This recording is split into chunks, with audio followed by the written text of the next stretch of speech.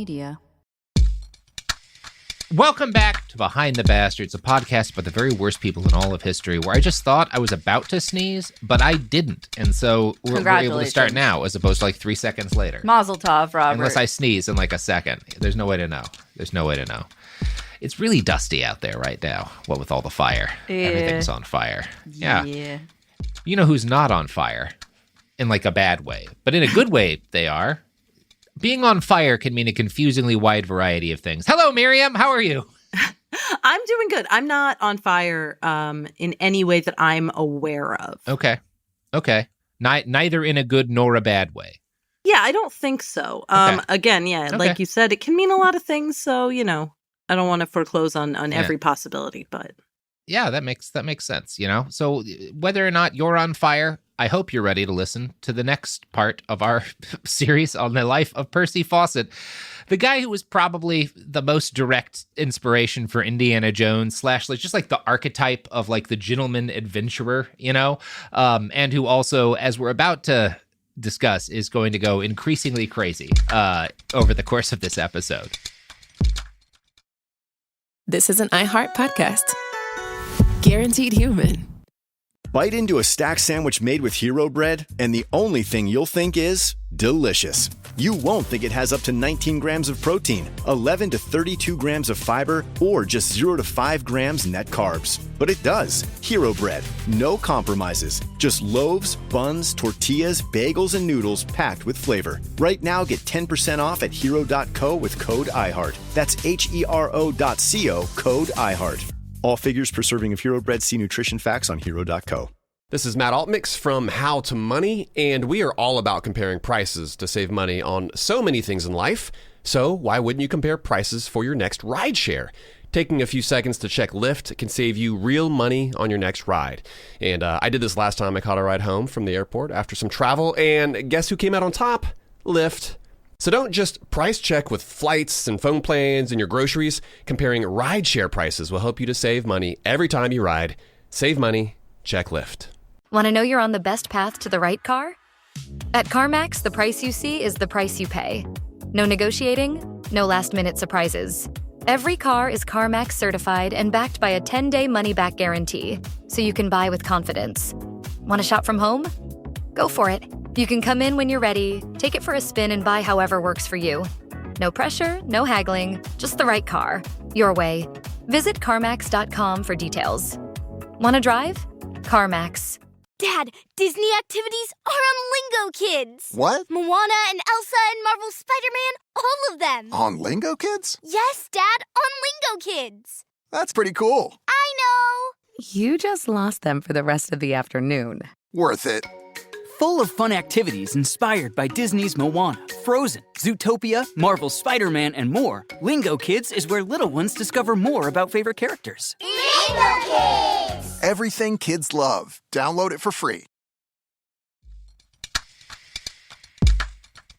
So when we left him off, he had first listened to his mom and broken up with his fiance, and then years later gotten back together with her. He's converted to Buddhism.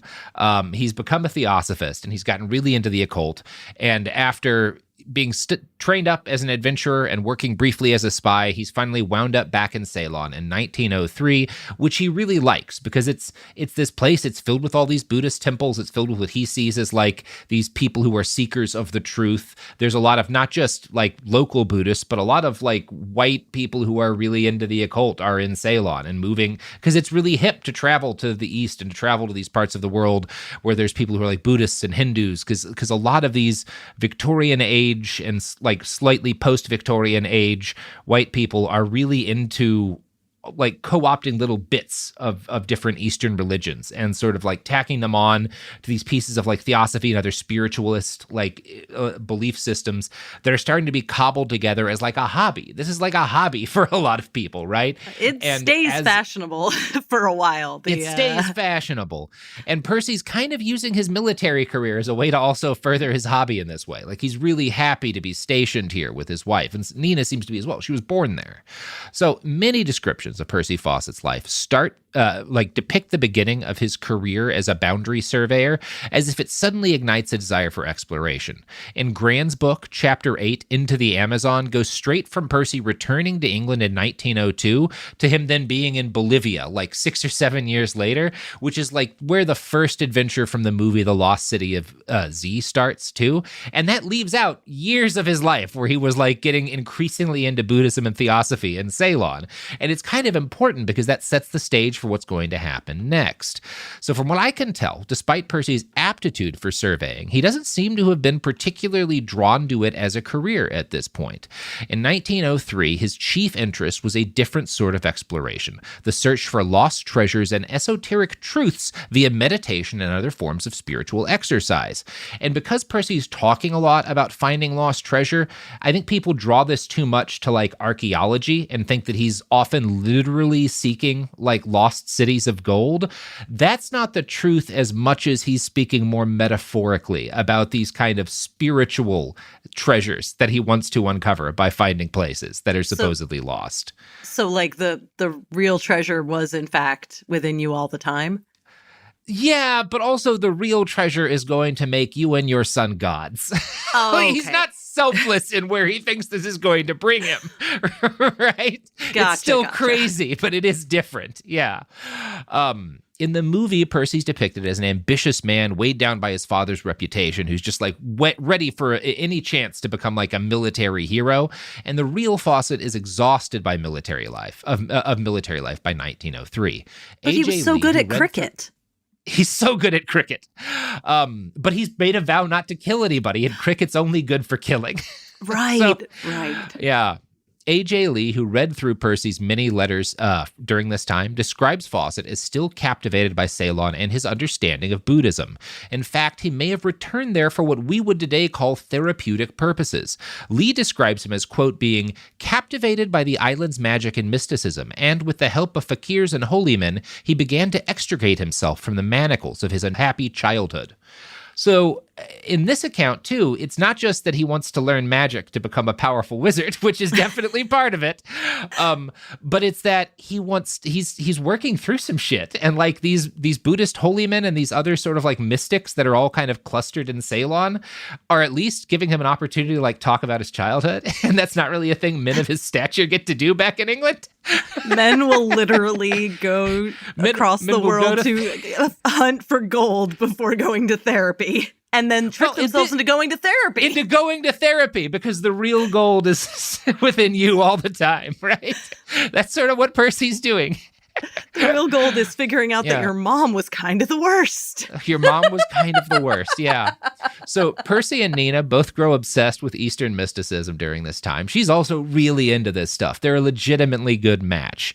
She gets pregnant in Ceylon, and Percy would later claim that before they announce to anybody that she's pregnant, quote, a deputation of soothsayers and Buddhists somehow found out you're supposed to believe that they it was magic or something, that they found out that that his wife was going to have a baby, and they all show up to demand an audience with him because they've made predictions. There's a prophecy around this baby.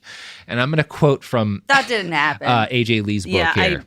That didn't happen. After the usual, yeah. I don't believe this really happened either, but okay. I'm going to read you what Percy says happened. After the usual formalities, I was informed I was about to become the father of a son whose appearance was minutely described. I suggested that it was obvious that something of this sort might reasonably be anticipated, but that a daughter would upset the prophecy. No, I was to have a son. He was the reincarnation of a very advanced spirit, and my wife and I had been specially selected, etc., etc. I mean, that's Percy writes in the etc., etc. Bro, married Loves that. Couple predicted to have child in early 1900s. We're at what, 1903 at this point? 1903, yeah. Like you're really not They describe a mole that Jack has perfectly. So Sophie, I'm sorry, but they describe the mole. That means he's a reincarnation of a powerful crazy spirit. Thing that people have a mole. Wow. Yeah, it's super funny. The only baby with a mole, actually. Yeah. Actually. Never happened before. Their first son, Jack, was born in 1903 and Tom was Holland. probably Tom Holland, and was probably named after Helena Blavatsky because Blavatsky's preferred nickname was also Jack. which is kind of why I think they named their son Jack. The Fawcetts make a big deal out of the fact that Jack is born on the anniversary of Buddha's birth, although Percy then explains that, like, well, Buddha's birth is was over. There's a range of days that they all celebrate because they don't know exactly what one it is. And he was born on the one that everyone says is the most likely of the days. And I'm like, okay, he was actually, okay. This very special baby was born on all those days. Yeah, he was born on every one of Buddha's birthdays. All 5 of them, or however many he's got in Ceylon. I don't know. I don't believe this either. Percy would later write that until he went to school, he was intermittently clairvoyant. Jack, right? That his son was clairvoyant as a child until the school beat it out of him, basically. And he went on to add, and this is from a letter that Percy wrote to a magazine called The Theosophist in 1913, both parents are psychic. He's writing about his son. He's like, yeah, he was intermittently clairvoyant. By the way, both me and his mom are psychic. That does not come up enough in the Percy Fawcett literature that he desperately believed he was psychic and wrote about it constantly. That should have to, we should have to that should be one of the first things you learn about a person, I think. People really should learn that. You should also have to read the 3 paragraphs or something of him explaining how because his son Jack was born in Asia, he has slanted eyes. No. That's Percy. Look, it's pretty rough. So from this point on, Nina and Percy would both refer to Jack as special one. I'm sorry. I don't want to be distracted by this that little racist thing. Let it out. Yeah. Did other people... sort of 2 questions here. Did other people also think that the son looked like he might have, for example, had one Asian parent? And are we sure that... I haven't heard that. It's not impossible, but I don't think that's the case. That would be very funny. I mean, I think it's probably just bad scientific racism. Of Jack. I've looked at pictures of Jack. I think this was him saying, as a baby, his eyes were slanted, so you could tell that he had the spirit of a great Tibetan mystic or whatever kind of mystic. I don't know which country he thought the spirit came from.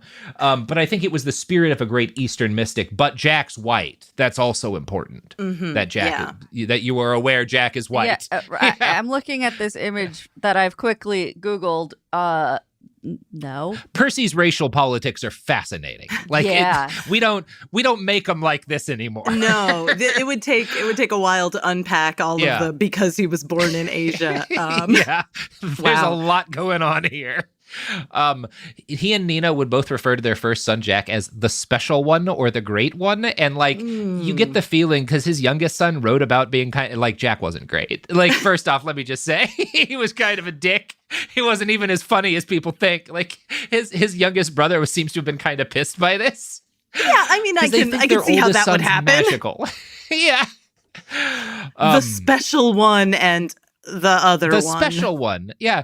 Look, we love all our children, but we only think one of you is the magical reincarnated spirit of a wizard, or a mystic or whatever. I love all my children equally, the special one and the other ones also. Percy is seeing a Buddhist mystic is indistinguishable from Merlin. Let's be honest. Sure. I'm not saying that's accurate to the Buddhist mysticism, but that's what Percy thinks about these people. In 1906, Percy is called up for duty by the new president of the Royal Geographic Society, a no-nonsense military man named Sir George Taubman Goldie. In The Lost City of Z, this is how Grand describes him. Famous for his keen intelligence and volatile temper, he had almost single-handedly imposed the British Empire's control over Niger in the 1880s and 1890s. He had shocked Victorian society by running off to Paris with a governess and was an unrepentant atheist who championed Darwin's theory of evolution. Goldie is my favorite fact about this guy is he apparently always kept poison on his person so that he could kill himself if he were rendered handicapped immediately. That's the kind of dude that this man is. So just shockingly weird men, or the only people who reach high levels in the RGS. All of the maps were made by crazy people. So not carrying poison because he was behind enemy lines and if he was caught and tortured, but if he fell down and broke his hip real bad. If I have to be in a wheelchair, I want to be out immediately. Okay, it's got to be on site for Goldie. He will not handle being taken care of. No one is caring for Goldie. There was an episode of Star Trek: The Next Generation where Worf tried to do this. He does have Worf's attitude. Yes, that's right. Worf tries to get his son to stab him to death when a box falls on him. If you want to imagine Sir George Taubman Goldie calling in Percy for this meeting as Michael Dorn, I won't stop you, and you won't be entirely wrong. That's the direction I'm going with this. Yeah. All right. So Michael Dorn calls Percy in and asks if he's ever been to Bolivia. Goldie shows him a map, and he says it's full of blank spaces, and explains that Bolivia, Brazil, and Peru are all up in arms over the precise extent of their borders. Now, we just did episodes on the dictator of Paraguay, Francisco Solano Lopez, and the War of the Triple Alliance that occurs not far from here. And it's a border dispute. It helps lead to it. In Gran's book, The Lost City of Z, Gran wrongly writes the boundary issues between Paraguay and its neighbors caused the war. That's not true. There were boundary issues that were inherent to conflicts between those countries previously, but the war was caused because Francisco Solano Lopez was a fucking maniac who wanted to get involved in Uruguayan politics and then invaded Brazil, Argentina, and tried to invade Uruguay. It was not caused by a boundary dispute. Anyway, I had to correct Gran on that as well. Well, and boundary dispute usually means more than like, oh, we thought the line was over here and you thought it was a half mile this way. Like, it's usually more like, we want more of your stuff. Yeah, we really want these mines is generally, and that's what's happening here, right? It's mines and rubber is generally what's at like the root of these. But also when the boundaries were set up, people couldn't make good maps. Like we didn't have the ability to really make high quality maps. And so the boundaries were also not fixed. Like it very much is a problem that was going to need to be solved. The first thing Percy does here is good. Like it was necessary for some motherfucker to get out and map some of these rivers and when I say he was mapping them for the first time, the way that's depicted in the movie is he's going into a place like no one's ever been back from. That's nonsense. There were stations all up and down the river. People knew how to sail it. That doesn't mean there were maps of it, right? Right. That you could like set boundary lines on. Those are two different kinds of things. It's very possible to live somewhere for hundreds and thousands of years and not know the coordinates of it. Right, exactly. That's what needs to be done, is someone needs to go through and do that pain-in-the-ass work and actually lay out where the boundaries are, right? And so the British, part of why the RGS is getting involved here, even though none of these are British territory, is that there's a lot of like money involved in particularly the rubber trade at this point. And the British are worried there's going to be a war over some of these boundary disputes, as there are periodically. And they're like, well, maybe if we can get this all mapped out, we can settle that ahead of time. And both countries are willing to have the British do it because they're seen as like a neutral party, right? So in Gran's book, he describes the area that Percy is going to map as several hundred miles of nearly impassable terrain. And he continues with language that is going to do that. Like, this is very clearly written, expecting there to be a movie made of your book, The Lost City of Z. Quote, the expedition would take up to 2 years, and there was no guarantee that its members would survive. Disease was rampant in the region, and the Indians, who had been attacked mercilessly by rubber trappers, murdered interlopers. And this is how the movie depicts things too. Like as soon as Percy and his small team, including Robert Pattinson, set off on like this primitive rickety raft down the river, they're ambushed by Indians with bows. One man is wounded and he falls into the water and he gets tangled in a fishing net and the piranha eat him alive. Shit. That's a fantasy. That's a complete fantasy. Both depictions of this voyage are complete fantasies. Both David Gran's depiction in his book and the depiction in the movie made off of his book.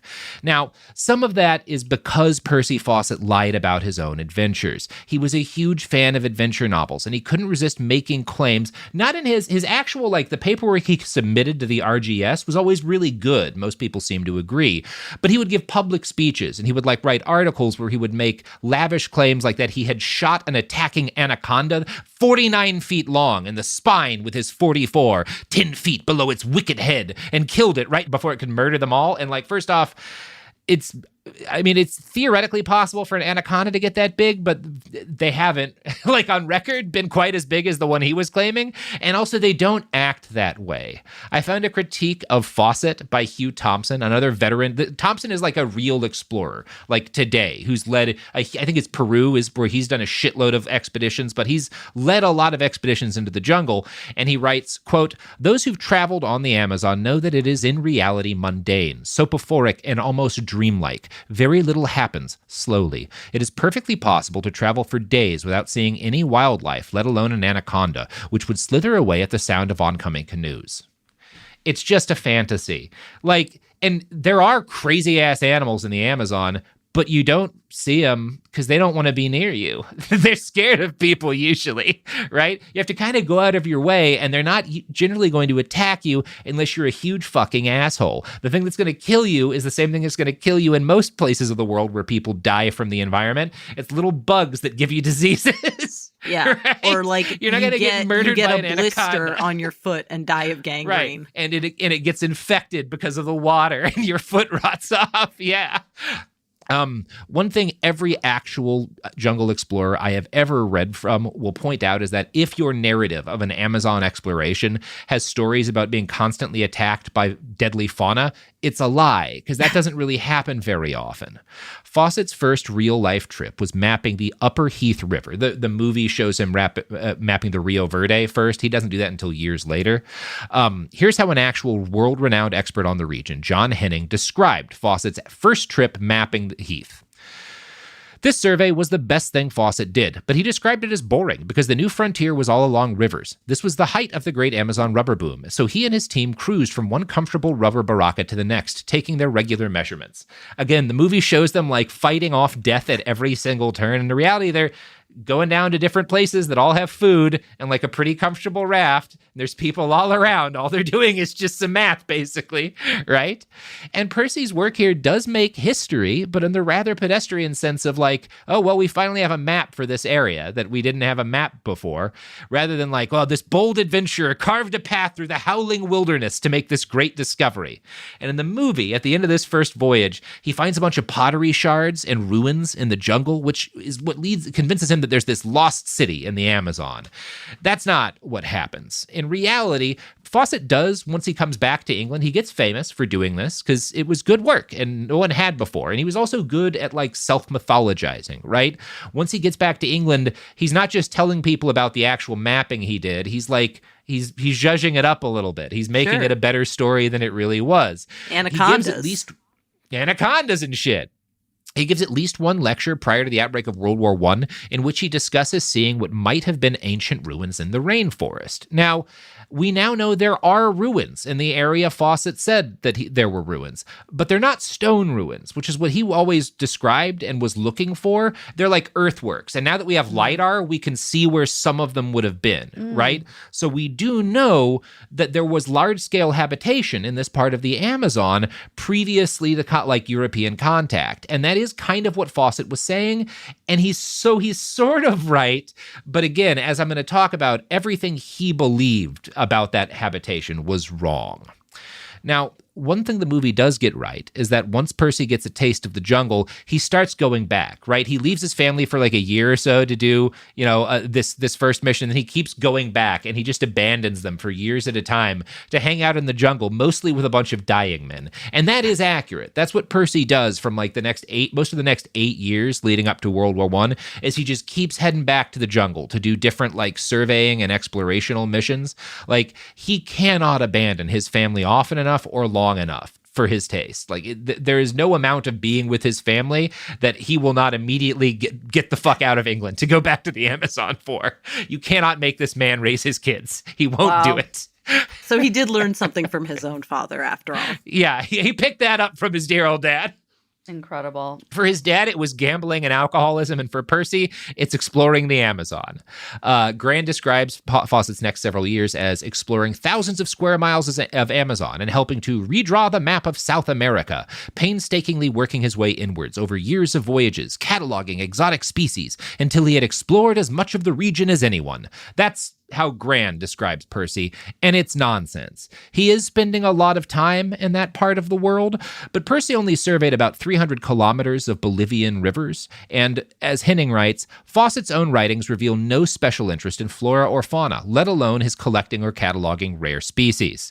So he's just not doing a lot of the stuff Gran is. He's doing a pretty pedestrian job, or he's getting up to complete nonsense looking for ruins that absolutely aren't there, right? There's kind of two things that Percy is into. One of them is semi-useful, and one of them is getting everyone killed for no reason at all. I don't know how he's failing to find these ruins when, as we know, he's a powerful psychic. That's right. His psychic powers have not let him keep just leading people in circles in the jungle until they die or starve. Crazy stuff. Come on, man. Yeah. And one of the things that's very silly about Grand's book is that he describes basically that, like, while Fawcett's continuing to try to get deeper and deeper into the jungle to explore more, he's opened up the jungle to other explorers. And so now he's got to compete with these, like, less skilled but better financed amateurs who don't know the jungle like he does. And they're tramping around and ruining things, at best, right? And this is, I want to read you one paragraph of Grand's book describing some of these other explorers, right, who are only able to get into the Amazon because Percy Fawcett opens it up. There was the Brazilian colonel and part Indian orphan Candido Mariana da Silva Rondon, who had helped lay telegraph lines across the jungle, lost a tow to piranhas, and started the Indian Protection Service. And again, he describes this as a guy who's able to, like, do all these good things because Percy helps to open up the Amazon. That's really fucked up because Rondon, like, Candido Mariano da Silva Rondon is, like, almost inarguably the greatest explorer in Brazilian history. By the time Fawcett got famous, Rondon had already spent 17 years straight exploring southwest Brazil, and in fact discovered so much of southwest Brazil that the state of Rondonia is named after him. He said he lost a tow to piranha. Like, that's pretty legit. He actually got attacked by a piranha. Like, not in the movie. Like, actually. Not in the movie. Like, for realsies. Henning describes Rondon's expeditions as having made Fawcett's look like a jaunt up the Thames. It's just some beautiful British shade right there. So at least Grand does correctly credit Rondon with founding the Indian Protection Service, whose noble motto was, "Die if you must, but never kill." Right? That's the motto of the Indian Protection Service. The Fawcett of fiction would have agreed with this. His belief in the city of Z is depicted as being fueled by a belief that indigenous Amazonians were more intelligent and capable than white Europeans gave them credit for being. And it is true that Percy was less racist against Indians than most British explorers of his station and era. That's probably fair. But Grand turns this into some great history of, like, enlightened first contact and credits him with, quote, discovery of so many previously unknown Indians who taught him their languages, their herbal medicines, and their hunting methods. In reality, Fawcett never learned a single native tongue. He never wrote about learning native hunting or farming methods. And he also murdered a native guy and covered it up. Here's Henning again. Quote, Fawcett's attitudes towards indigenous peoples were contradictory. He deplored the rubbermen's cruelty to Indians, whom they pressed into forced labor. He admired the 3 tribes whose villages he entered, but he could also lapse into extreme racism, talking about dangerous, repulsive cannibals, degenerate indigenes, or villainous savages, scarcely evolved beyond the level of beasts, whereas others were robust and fair people of civilized origin. David Gran is as perplexed as anyone by such contradictions. He feels that Fawcett was impressed by the eugenic movement of the early 20th century, but struggled to reconcile what he observed with everything he had been taught and could not rid himself of the pernicious disease of race. Grand does not quote the worst of Fawcett's racism. When he described Mariachi warriors as hairy men with sloping skulls and long arms of Neanderthals, unlike any indigenous people, Fawcett allowed his team to fire into the air to frighten off these great ape-like brutes. But when Grand discovered the journal of companion Henry Coston, this revealed that one shot had been aimed at a Mariachi and hit him in the stomach. Fawcett therefore doctored his official report to the RGS and concealed the truth his entire life. Wow. Jesus. That's real. So he sucks. So basically, Fawcett, first off, lied about this group, these group of Mariachi warriors, and described them as looking like ape men, basically, when, like, well, we just know that they aren't because those people exist and we know what they look like, right? They're just people out in the jungle.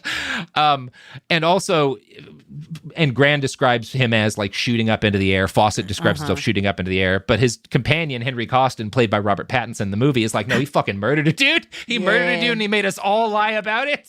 Yeah, he sucks. But we didn't want to say shit. Well, it seems like his, this sort of combination of, like, oh, there are these enlightened people in the jungle at some point in ancient times, and now there's just all of these people I will say racist things about. It does not feel unconnected to the spiritualism Blavatsky stuff, where there's, like, super connected. Where it's like where you can romanticize and idealize a completely fucking made up group that you might sort of have that might be located somewhere in real geography and like linked to real stuff, but not actually like exactly. You're not allowing them to like self-represent or you're making them up entirely. And it doesn't actually lead to you treating well the people who are currently living there.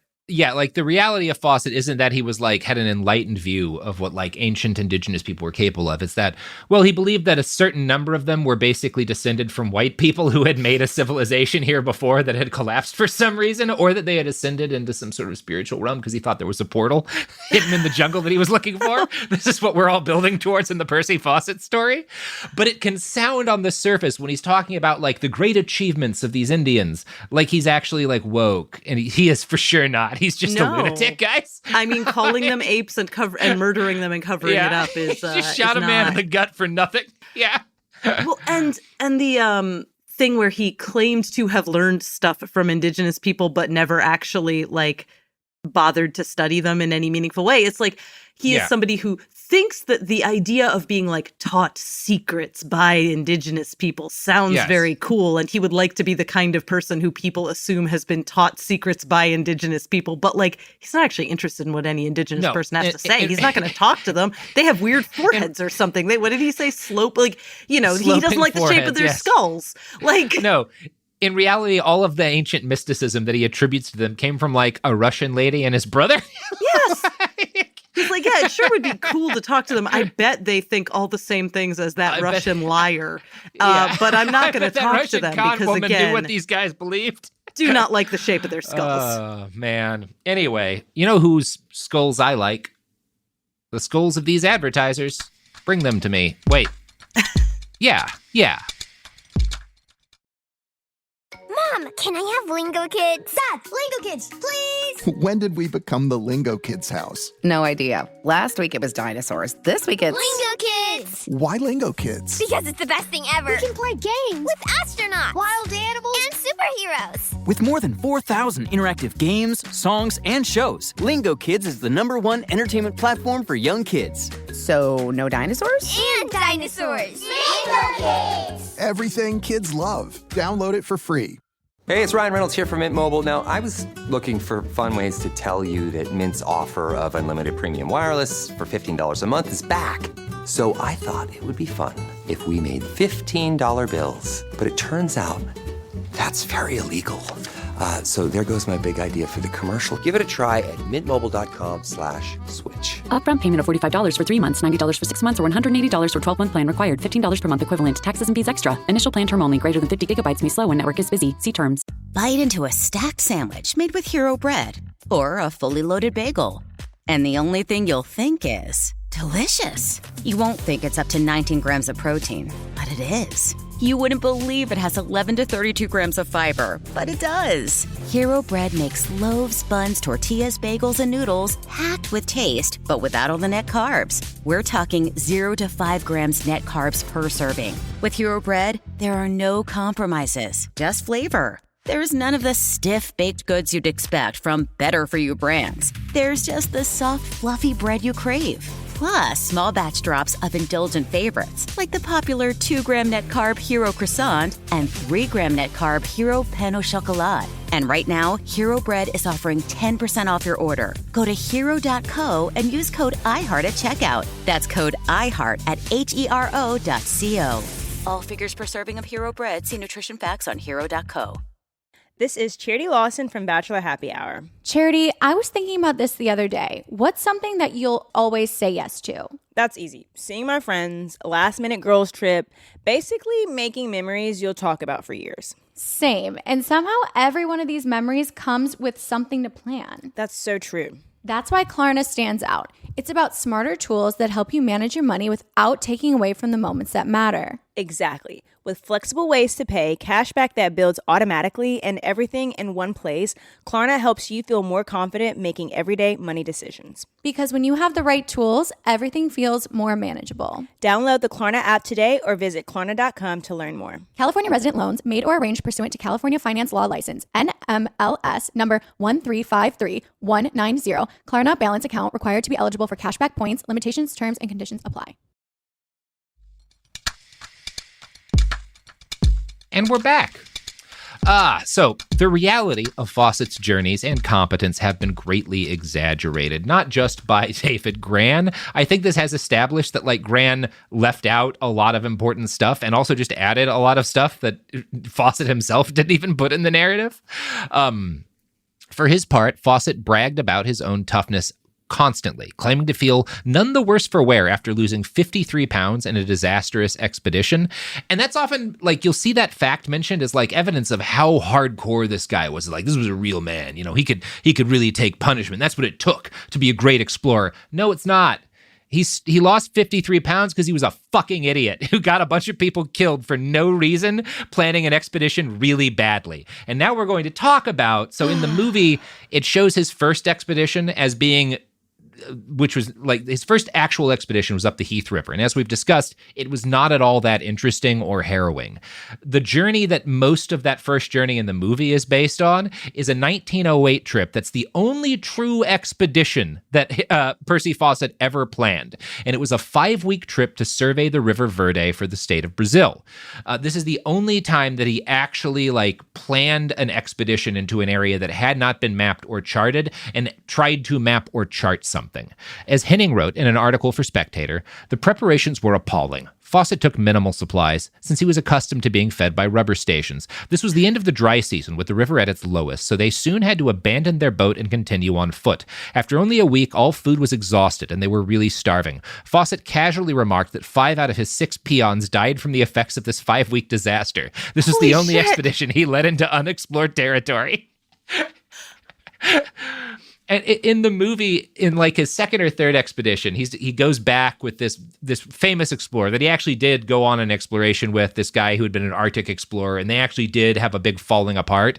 And the movie shows this guy as like destroying and wasting all of their rations. And I just love that in Fawcett's actual worst expedition, he just didn't think to bring them. Like you said, he lost like 53 pounds or whatever. If you're losing 53 pounds on a 5-week trip, you fucked that crazy. Trip up. You're really bad at planning, man. Like, I'm not a great backpacker, but I think I do better than that. My God. And he's just, and like the people working for him who he like doesn't seem to be talking about a lot, who I'm sure carrying all his shit and maybe him sometimes, are just dying. And he's like, what can you do? Just dropping like flies. What can you do? I didn't bring food. I thought there'd be people to hand me food. It just proves how hardcore I am that all of my people I'm responsible for are dying.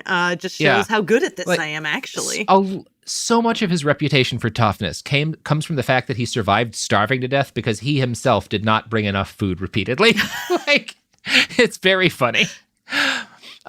Fawcett kept going back to the Amazon, though. Even after this disastrous trip, he would not stop going, and he would not stop writing breathless articles and giving speeches about his harrowing journeys, with nightmare encounters of deadly insects and creatures and Indians that he'd survived.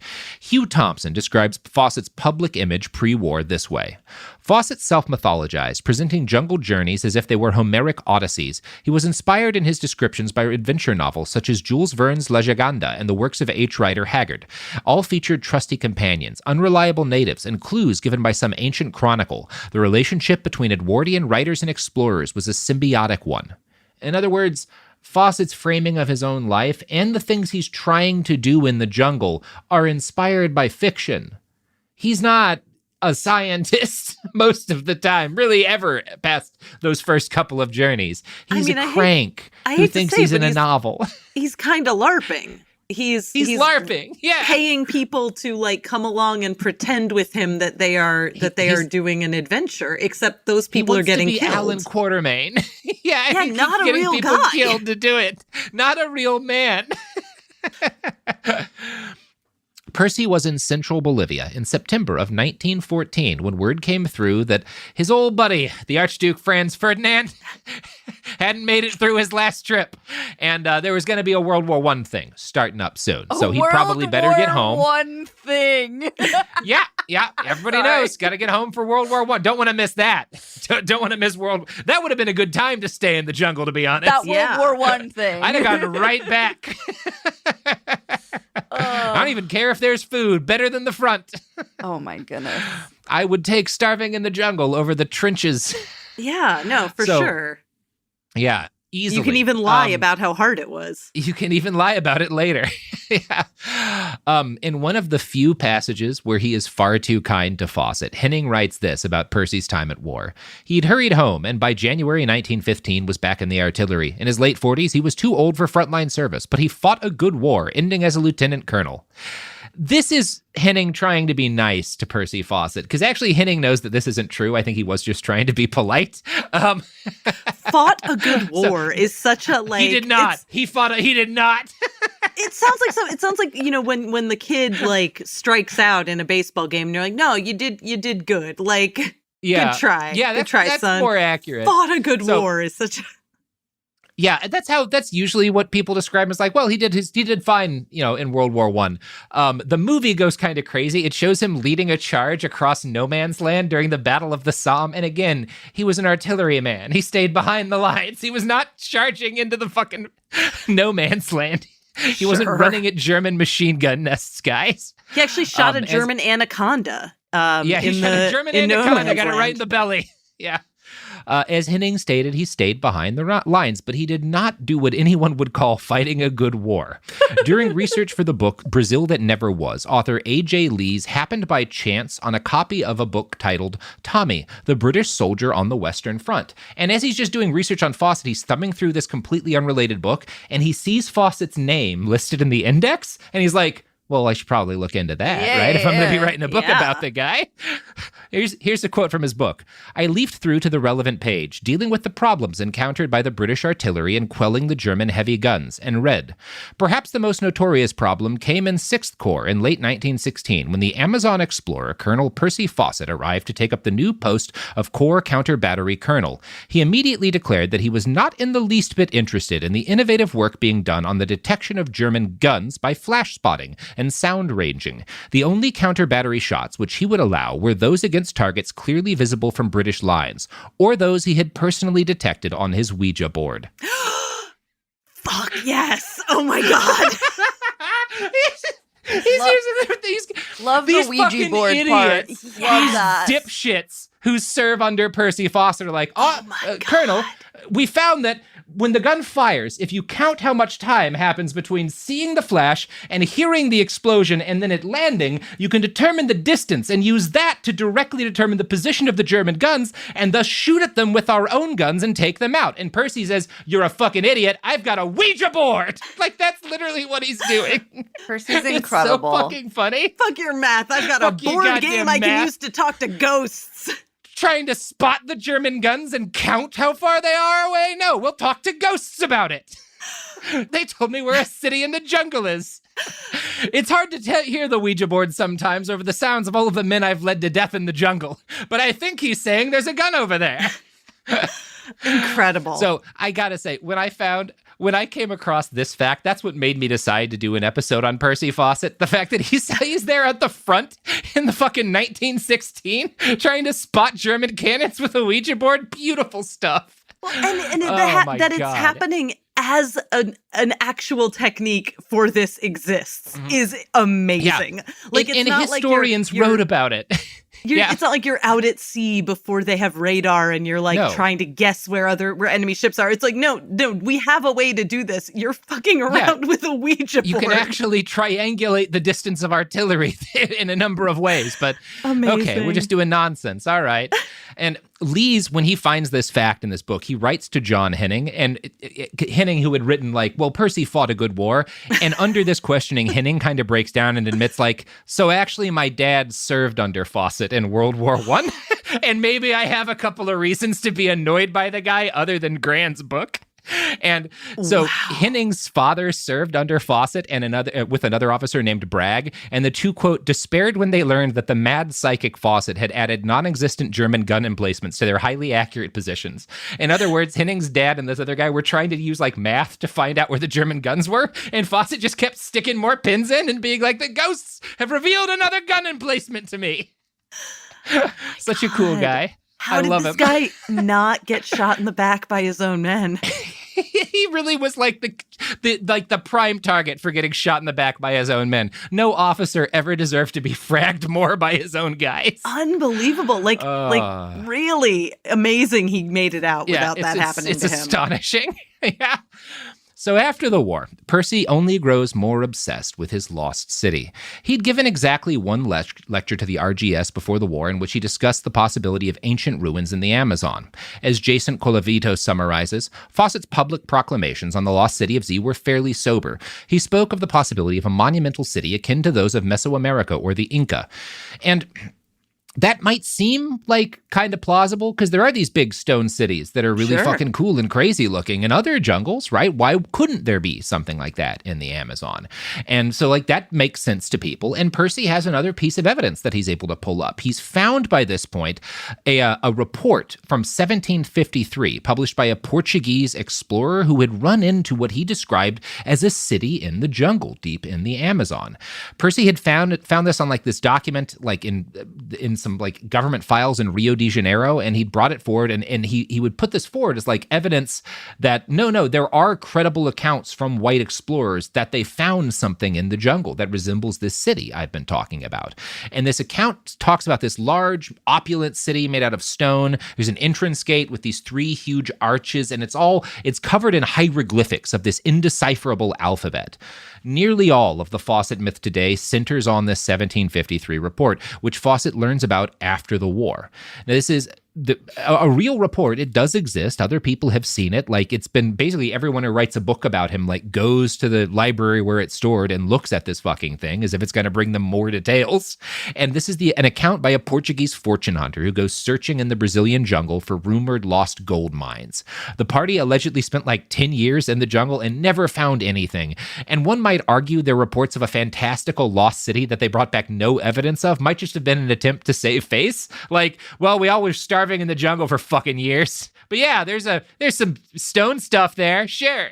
Did he maybe write this while he was trying to secure funding for the next expedition? Yeah, maybe he wanted to get some money out of someone. Yeah. Whatever the truth, the fantastic city described in this paper is unlike anything Percy Fawcett or anyone else has ever uncovered in the Amazon. Jason Colavito, who wrote an article titled Percy Fawcett, Victim of a Theosophical Obsession, provides a translation and a summary of the sights of this purported city. Quote, a black stone column of extraordinary greatness, and atop it the statue of an ordinary man with one hand on his left hip and the right arm extended, pointing the index finger to the North Pole. Another statue depicted a beardless youth crowned with laurel. A great temple was a work of such amazing artistry that the writer was left in awe. Beyond the city was a river leading to a field of great tombs, all covered in writing. Much later, Barry Fell would declare the writing, based on hand-drawn copies in the manuscript, Ptolemaic Egyptian, and the city therefore classical. Right? So that's this report of like this Egyptian almost looking city with hieroglyphics that are clearly of Western origin, you know? Yeah. A youth crowned with laurel sounds a little... Yeah. Okay, doesn't sound like anything in the Amazon, but sure. Yeah. As Henning noted in 2 articles of his own, anyone with experience in the Amazon knows finding a city of this description there would be impossible. The first thing that probably stands out to most of us is these claims of hieroglyphic writing. In his article, Jason Colavito accuses Grant of misleading his readers in a description of the report. Quote, he edits the manuscript to remove all elements of the fantastic, listing only stone archways, a statue, roads, and a temple. He makes the city seem plausible by removing the improbable. And in a separate critique for the Times literary supplement, Henning accuses Grant of worse obfuscation than this. To bolster the notion that there might be a lost stone city in the Amazon forests, Grant quotes from one of my books, a German-led expedition in the 16th century that saw a large town that contained golden objects. What he does not make clear is that this was Philip von Hutten's expedition of 1543 in the northern Andes of Colombia, and that the town was of the usual thatch and the gold was musica. When Grant himself visited the upper Xingu River, he met the Amazon anthropologist Michael Heckenberger, who was excavating causeways and concentric ramparts around the current Kukiru village. Heckenberger explained to him why ruins of a stone city will never be found in lowland Amazonia. Stone is rare in a rainforest, whereas timber and thatch are super abundant, but are perishable to termites and to decay. Right? Right. We know there were cities that they did earthworks because and that makes sense. Whereas quarrying stone in the Amazon would be pretty hard, I imagine. It's just not going to happen, really, and the extent you need for a massive stone city. And Gran leaves out a lot of details that would make this seem less plausible and make it clear that Fawcett isn't looking for a real place. He is looking for a fantasy, right? Now, Gran does ultimately conclude that Fawcett's vision of Z was heavily influenced by his spiritual beliefs and not reality. But the fact is that Fawcett's entire conception of this lost city and the people who made it was from the jump based on a theosophic fantasy. In other words, he believed there was a lost city in the Amazon because of the occult tradition he followed and because it talked of fallen cities and advanced elder races. He saw that 1753 report not as confirmation of evidence he'd actually found in the jungle, but as confirmation of his religious beliefs that he took with him into the jungle.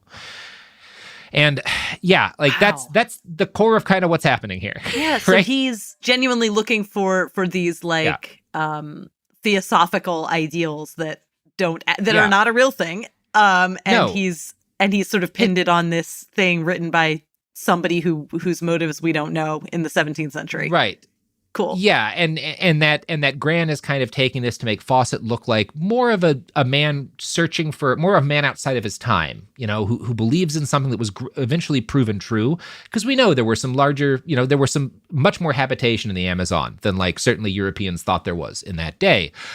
We do know that's true, but Fawcett's not thinking about that. Fawcett believes there's like a magical city of wizards that he can access through a portal. And it like Fawcett believes in some Lovecraft shit. That's what Percy Fawcett's really looking for in the jungle. He thinks fucking Cthulhu's in there. He thinks he's gonna run into a temple to fucking Azathoth or something like that, right? Like he is not thinking like this is all fucking novels and fantasy shit. He's not a man out of time because sitting around and doing drugs had fully been invented by then, and like that's how you like both meditation and doing drugs.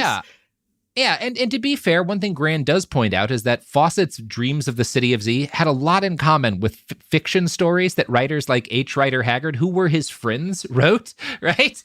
And that is a good point, but I don't think he carries it through to his conclusion, which is that, like, Percy just didn't know fantasy from reality. Right. Like, I really do think that's what's going on here. Like, if you're sitting around writing books about this idea or, like, talking about how cool that would be, like, that's one thing, but you are, like, getting real, actual people killed looking for this.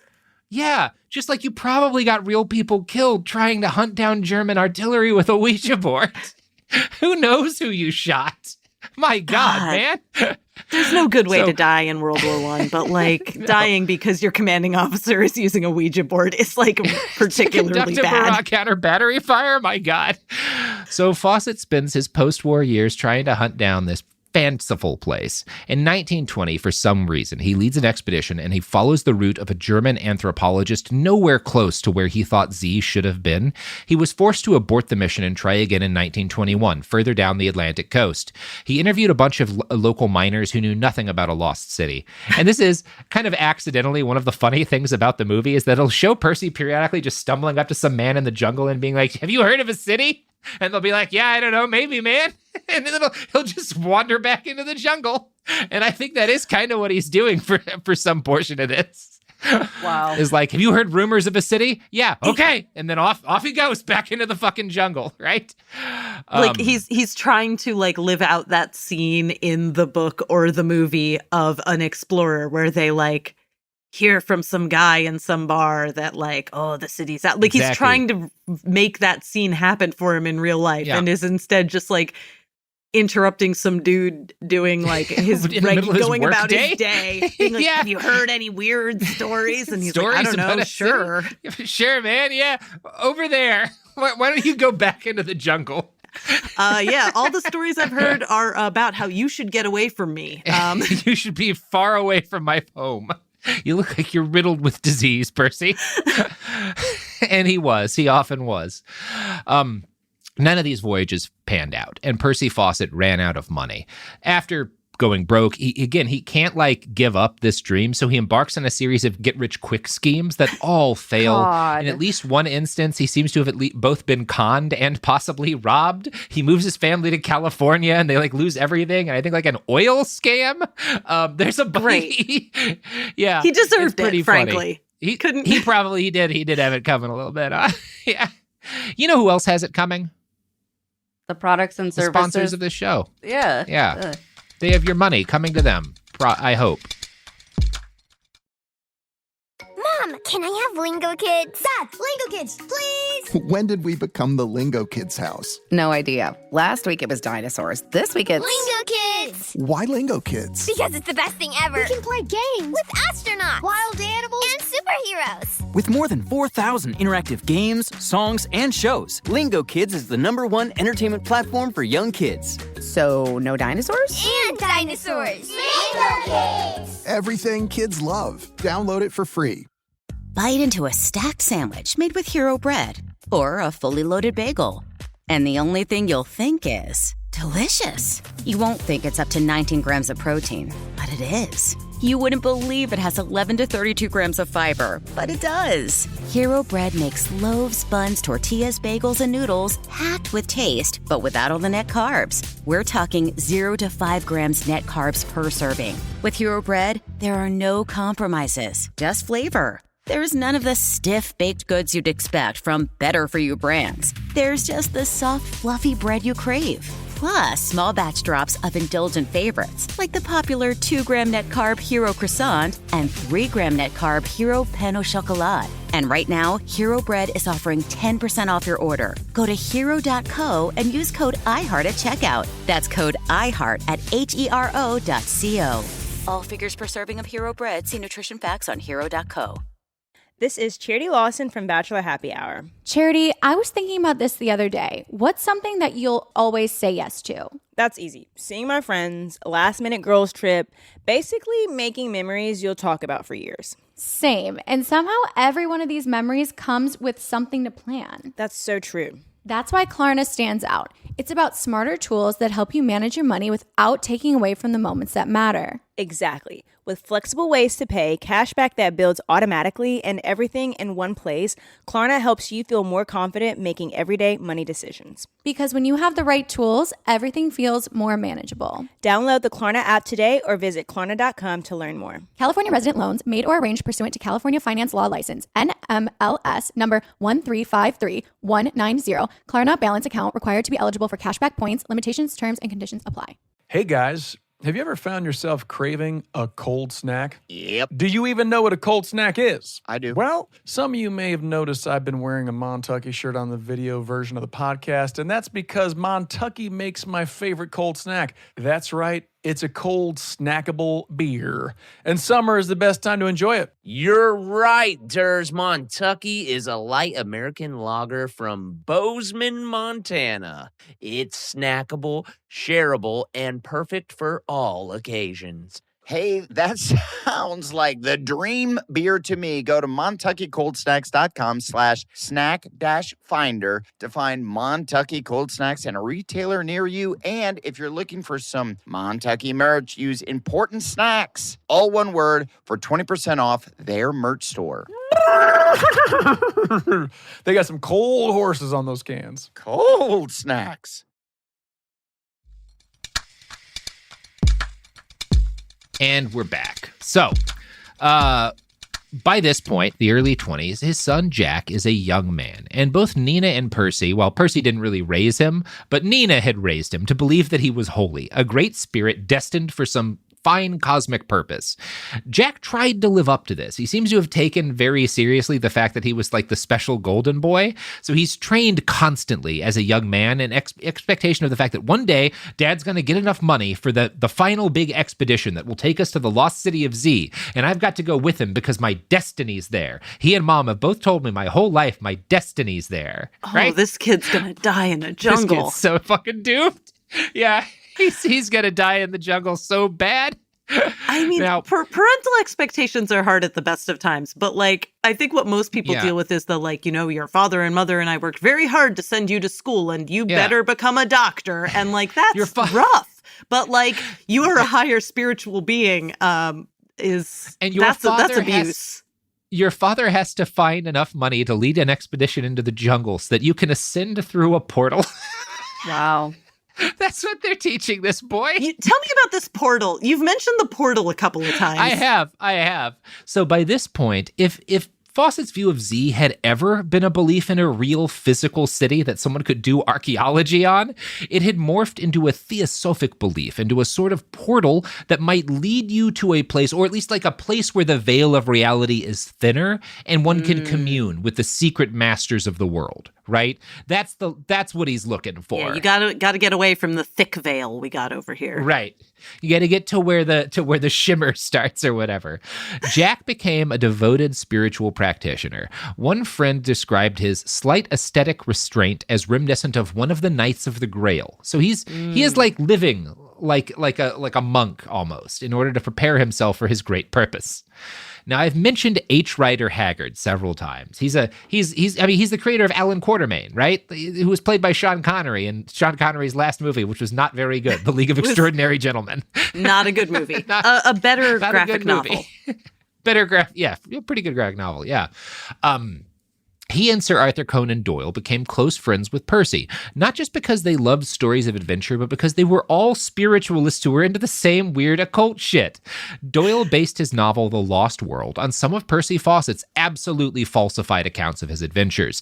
And that's why I say that you can kind of say Alan Grant is inspired by Percy too, because The Lost World is one of the things that helped inspire Michael Crichton to write Jurassic Park and its sequel, The Lost World. Mm-hmm. They're somewhat different, very different books in a lot of ways, obviously, but it's in this tradition, and Percy Fawcett is a part of this tradition. He helps inspire these. You can draw a line from him to Jurassic Park in some ways, as well as to Indiana Jones.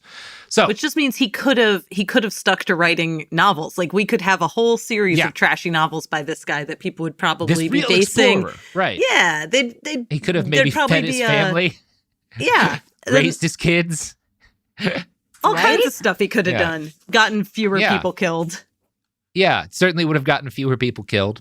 Now, for his part, Haggard helped set Fawcett's doom into motion by bringing Percy. One day, this novelist comes to his friend's house with a small stone idol that he'd received from a fan in Brazil who claimed Indian somewhere in the interior had made it. And we have an illustration of this idol that H. Rider Haggard gets given by this fan. So Sophie will show it to you now. It looks like an Egyptian idol. It's like a statue of a guy, and he's holding like a tablet with either hieroglyphics or cuneiforms, whatever, on it, right? Yeah. It does look kind of very Egyptian. It certainly seems like something you'd see in an adventure movie, or even like a Lovecraft thing, right? If you make that face a little fishier, that could work as like a Lovecraft sort of idol, right? There's something like this at the start of the short story, The Call of Cthulhu. It looks like a good MacGuffin. It looks like you start out a movie with somebody finding this. Absolutely. You got a movie. Yeah, you got a movie. This is all you need to start your journey of exploration. Nicolas Cage could vamp on this statue for 90 minutes at least. Oh, he could do that with anything. Yeah. Fawcett became instantly convinced that this statuette came from one of the lost cities. So now there's more than one that Percy's convinced of. Cool. Now, unfortunately one for both... One of the lost cities. One of the lost cities. Come on, my guy. All right, you gotta find at least one before you can start talking about there being more than one, I think. God. Now, men, unfortunately why? This is crazy. Either of these guys, if you want to like see how much did these men really know about ancient artifacts, I found an article by the Archaeological Institute of America which analyzed, the illustration at least we have of the statuette and noted, however and wherever Haggard got the thing, it's a fake. The figure's costume and writing are on par with something from the prop department of Hercules Conquers Atlantis and have no parallels in real artifacts. Fawcett took it to the British Museum where, he noted, experts were unable to tell me anything about the idol's origin. If not a fake, I was told, it's quite beyond our experience. Which is a polite way of them to say to this respected explorer, this is clearly a fake. Yeah. I think that's the polite British version of... Yeah. Looks like bullshit you're to me. You're a fucking idiot, dude. That's bullshit. That's nothing. I'm sorry, man. But Fawcett just listens to the it's quite beyond our experience part. Again, you can't be kind to these people. They're crazy. You have to be direct to them. Otherwise, they're going to take their son and his friend to die in the jungle. Now, undaunted, Fawcett sought to learn the secret of the stone image, that's what his words, by having a medium hold the figure in complete darkness and write down any impressions. The psychometrist saw a large continent between Africa and South America. Long prior to the rise of Egypt, there are elaborate temples with beautifully carved columns and processions of what look like priests, including a high priest or leader wearing a breastplate similar to the one in the figure. Then disaster struck. Volcanoes and violent eruption, flaming lava lava pouring down their sides. The whole island shakes with a mighty rumbling sound. The sea rises as if in a hurricane, and a huge portion of land on both east and west sides disappears under the water. It's an Atlantis myth. It's an Atlantis myth. Yeah, he thinks he's going after Atlantis, and it's in the Amazon. Awesome. It's so cool. He's going to get his kid killed doing this. It's really funny, though. And again, he thinks it's from Atlantis because he doesn't say Atlantis, but that's held Atlantis. It in the dark. But yeah. Well, he did try to get his first opinion from an actual, reputable expert. Sure. And when they didn't know anything, he went to he went to a psychic, and she said it was from Atlantis. Great. So Fawcett, who published a number of articles in the Occult Review magazine, believed in the existence of Atlantis and was convinced that he could find a remnant of its advanced population. After all, the psychometrist saw the high priest take the very idol Fawcett possessed and hand it to another priest with instructions to retain it carefully and in due course deliver it to an appointed one, who in turn must pass it on at length until it comes into the possession of a reincarnation of the personage it portrays, when numerous forgotten things will through its influence be elucidated. In other words, this medium says I'm seeing as the city falls, they're handing this idol off and say, pass it on until you find the man who can deliver it to the reincarnation of our great priest. And we've already set up that he thinks his son is a reincarnation. He thinks it's his son? Yeah. Oh, no. Said he thinks H. Rider Haggard's giving him a little statue of his boy in the past. It's really funny. Well, this will end well. Yeah, this is going to end great.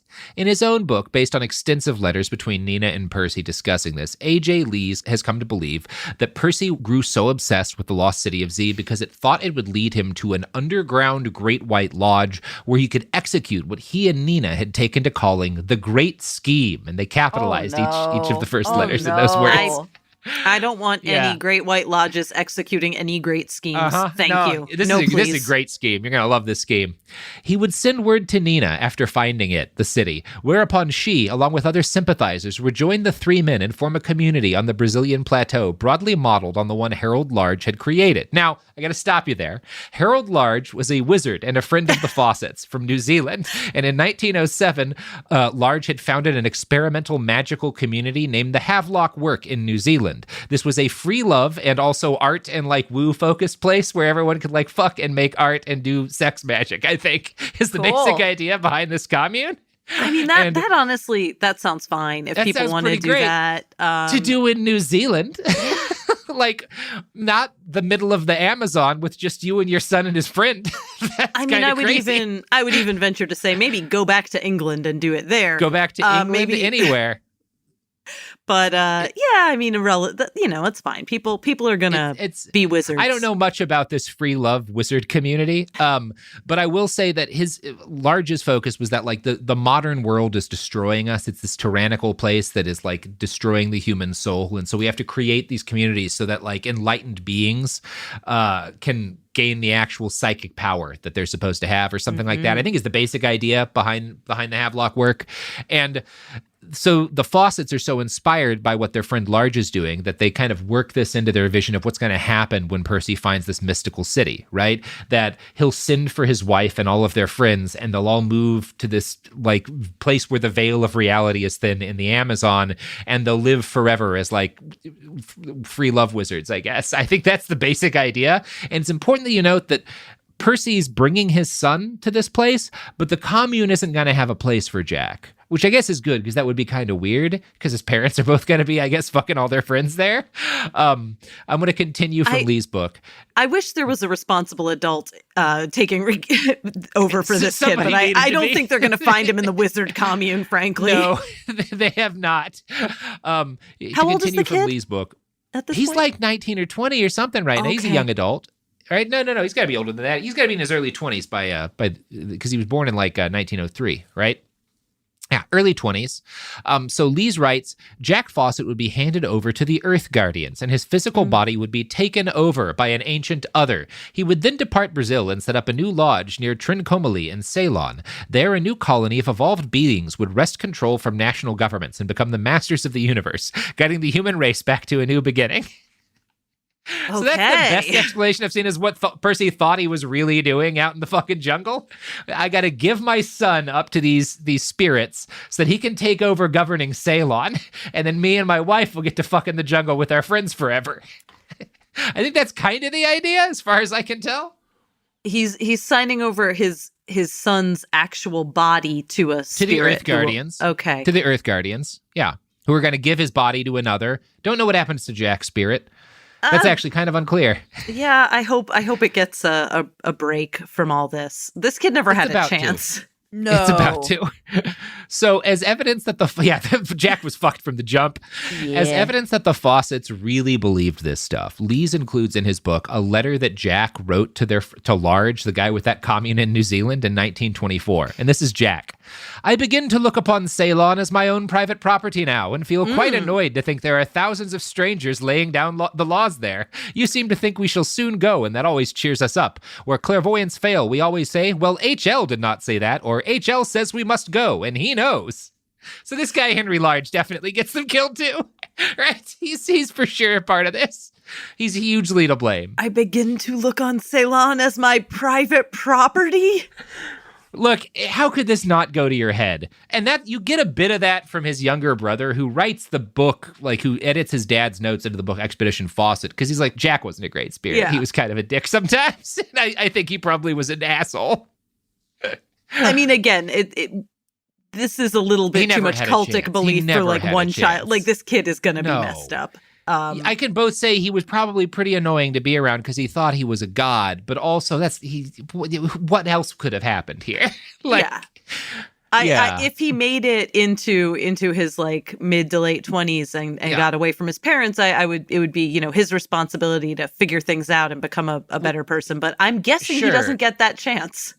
He doesn't, and even then, like, it's not just his parents, as that letter shows. Guys like Large, who are like famous and like rich and very like well regarded, keep coming up to him and saying, "Yep, you're definitely a great spirit in there. Yep, you're gonna become a god and rule over Ceylon one day, my boy." Like, it's not just his parents. Like, he's really getting this reinforced by a lot of adults who should know better. Yeah, and who are like using him to play out like just their sort of spiritual fantasies, just like stuff they think would be cool. No, and they're pissed because World War I happened, and it kind of proved that like the world isn't just like getting better, even though you thought it was. Like things are really bad actually, and they're about to get worse. And all these people just want to like break away and go fuck somewhere pretty and do magic. Whomst and among I get us. it, but you can do that without like sacrificing all of you. Like for example, you could have just written some books, Percy, and like bought a house, done that. It's an option. That's a lovely option. Here, man. Yeah, sounds great. Spitballing. I'm not doing an episode on H. Rider Haggard. I mean, maybe I should actually, because he and Large are definitely two of the people besides Percy who are most to blame for what happened next. In 1925, broke and aging, Fawcett put together one last Hail Mary of an expedition. It included Jack and his son Jack's best friend, Raleigh Rimmel. Before going, Percy visited a psychic named Helen Berry. She claimed to have been born into a mysterious mystical order dedicated to preparing human beings for important spiritual tasks.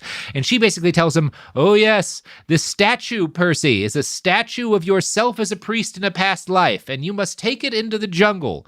Also, and this is something Lees writes in his book, other mediums that Fawcett contacted around this time provided him with advice on the exact location of the South American Lodge and answered some of his other uncertainties, such as whether humans can have sexual relations with elementals.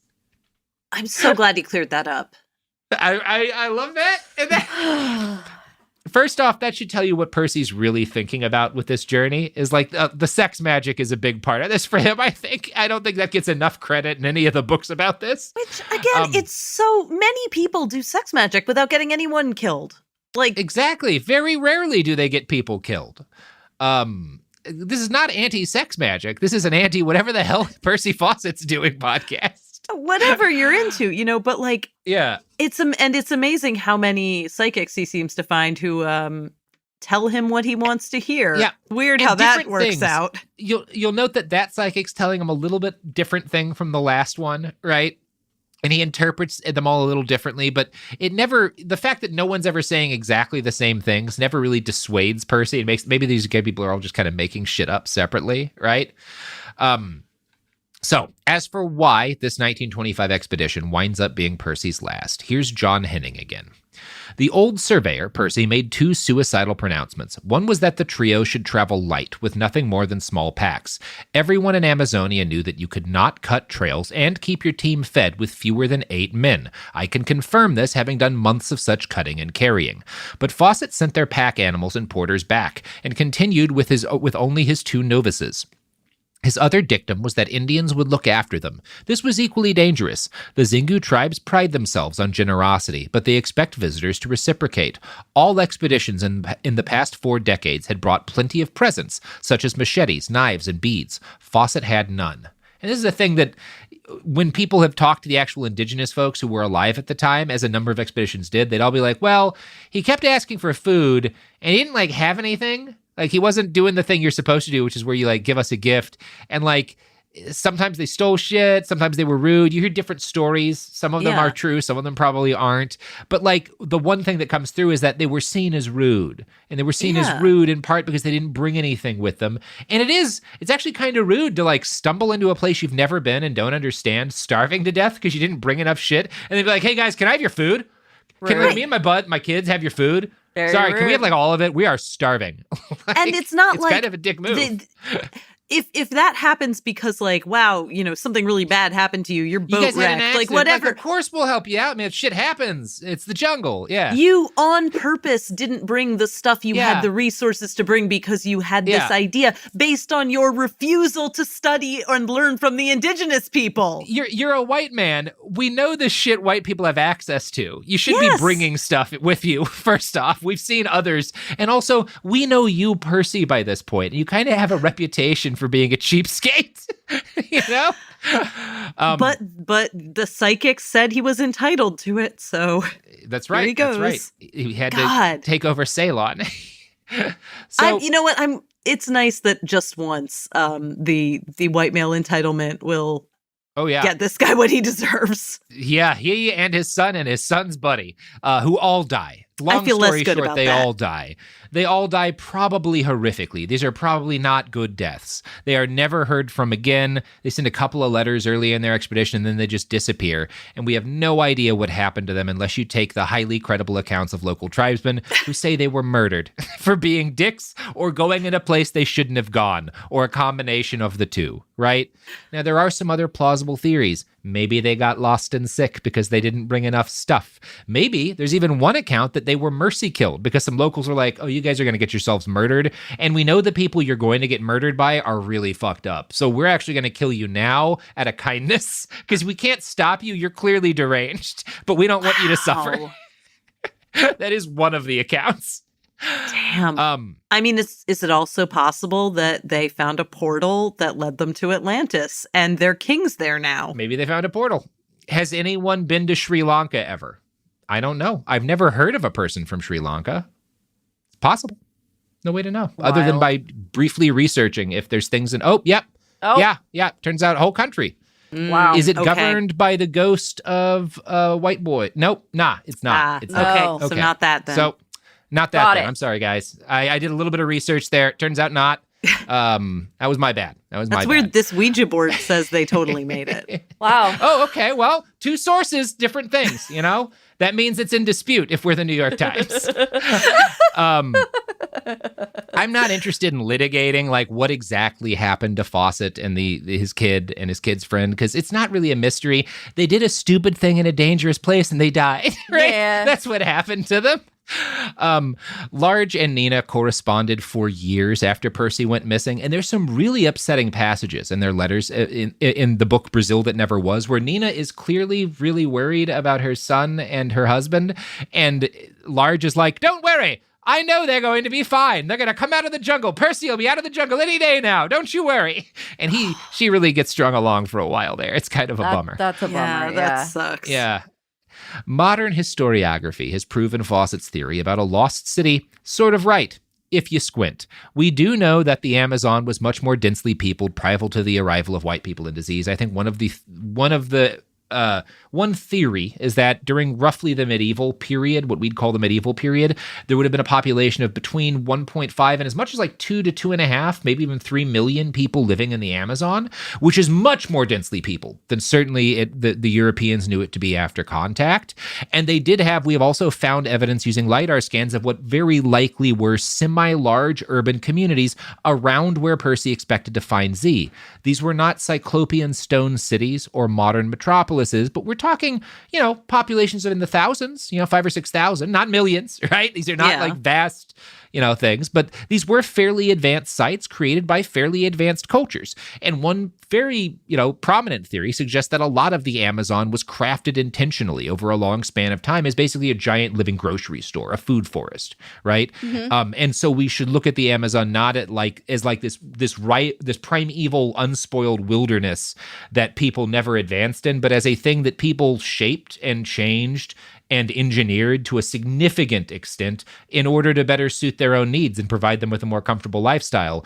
And then they all got sick and died. A lot of them, not all of them, but a lot of them got sick and died. And so a lot of the larger communities that had existed were gone by the time Europeans were fucking around there. And they were just like, it's complete wilderness, which is not really the case probably, right? We don't know for sure. These are theories, And none of those people were ancient Greeks or ancient Egyptians. We know that. They definitely weren't ancient Greeks and Egyptians. Yeah, that's 100% confirmed. Yes. Wow.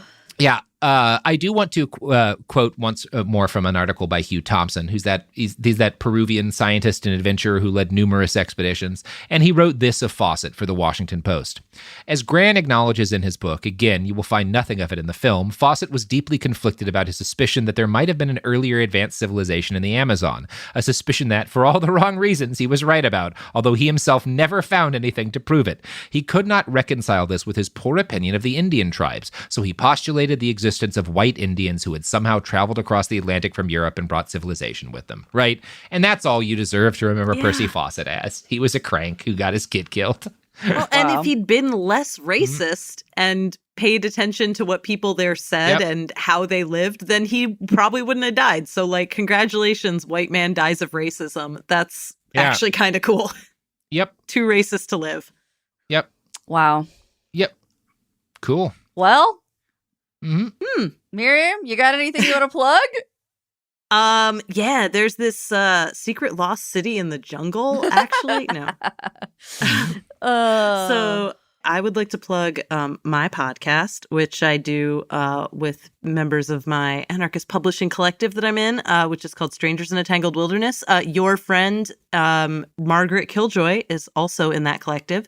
So she is also on the podcast a lot. The podcast is Live Like the World is Dying, and it is a podcast for people who feel like shit's getting pretty fucked up, and we'd like to talk about what to do about it. And also, we're not trying to hide in a bunker with beans, but build community and skills. And also, beans are good, but beans are good. We're mostly anti-bunker, I would say. But yeah, we got stuff going on over there. We're Strangers in a Tangled Wilderness on some various social media platforms, and check us out.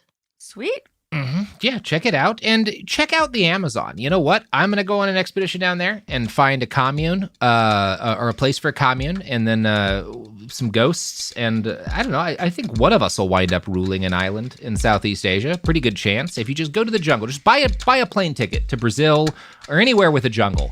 Just fly there and start walking. Just walk. You'll find me. Just Robert, go into the jungle hold on. and Bad just news. get moving. My Ouija board just told me if you do that, you'll die. Well, I don't believe your Ouija board. It wasn't right about the artillery stuff. Good night, everybody. Behind the Bastards is a production of Cool Zone Media. For more from Cool Zone Media, visit our website, coolzonemedia.com, or check us out on the iHeartRadio app, Apple Podcasts, or wherever you get your podcasts. Full video episodes of Behind the Bastards are now streaming on Netflix, dropping every Tuesday and Thursday. Hit Remind Me on Netflix so you don't miss an episode. For clips and our older episode catalog, continue to subscribe to our YouTube channel, youtube.com/@BehindTheBastards. We love about 40% of you, statistically speaking. This This is Tony Ayo from The Real Report with Tony Ayo and Uncle Murder. You ever notice how everything keeps going up? Rent, streaming, even extra salsa at your favorite burrito spot? But with Boost Mobile, you don't have to play the will this go up soon game. Boost Mobile offers an unlimited talk, text, and data plan at a price that'll never go up. It's the same price you'll pay for life. Switch now for unlimited wireless at a price that'll never go up, only at Boost Mobile. After 30 gigabytes, customers may experience slower speeds. Customers will pay $25 a month as long as they remain active on the Boost Unlimited plan. Dad, Disney activities are on Lingo Kids. What? Moana and Elsa and Marvel's Spider-Man, all of them. On Lingo Kids? Yes, Dad, on Lingo Kids. That's pretty cool. I know. You just lost them for the rest of the afternoon. Worth it. Full of fun activities inspired by Disney's Moana, Frozen, Zootopia, Marvel's Spider-Man, and more, Lingo Kids is where little ones discover more about favorite characters. Lingo Kids! Everything kids love. Download it for free. This is Adam Devine. Blake Anderson. And Anders Holm from This is Important. Hey, if you've been adulting too hard today, this is your sign to take a break with Slice. Slice is a full-flavored soda you loved back and better for you with real fizz, 5 grams of sugar or less, plus prebiotics, probiotics, and postbiotics. It's low sugar, gut-friendly, and actually tastes like soda because it is a better soda. So the next time adulthood gets a little too serious, grab a Slice. Real fizz, real flavor, real benefits. So I heard we have ourselves a great movie. Audiences are going loony for Coyote versus Acme. Couldn't agree more. And critics are calling it a wildly entertaining movie. I'm here for the pantsless modeling gig. Ingenious. Exactly. Chaotic comedy fun. Exactly. A family-friendly blockbuster. Yeah, of course. And pure movie magic. Pretty flattering. Think things like this make us look pretty good in the public eye. Beep, beep. Coyote versus Acme. In theaters August 28th. Tickets on sale now. Rated PG. This is an iHeart podcast. Guaranteed Human.